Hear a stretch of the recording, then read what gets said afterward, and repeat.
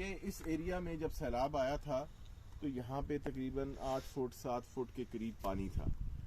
अब यहाँ पानी उतर गया है, लेकिन अभी भी ज़मीन काबिल काश्त नहीं है। काबिल काश्त इसलिए नहीं है, एक तो ज़मीन ऊपर नीचे हो गई है, सारी अनइवन हो गई है, और इसके अलावा लोगों के लिए जो, और ज़मीन नीचे अभी नमी भी है इसके अंदर, ट्रैक्टर नहीं चल सकता, ट्रैक्टर आता है यहाँ पे फंस जाता है।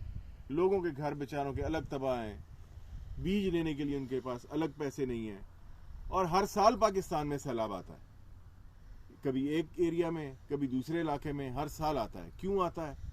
डैम के अलावा जो सबसे बड़ी वजह है वो वजह ये है कि लोगों का नाजायज़ कब्ज़ा है दरियाई ज़मीन के ऊपर। दरियाई ज़मीन के ऊपर कब्ज़ा करके वो एग्रीकल्चर करते हैं, काश्तकारी करते हैं, और सैलाब का रुख मोड़ देते हैं, दरियाओं का रुख आबादी की तरफ मोड़ देते हैं।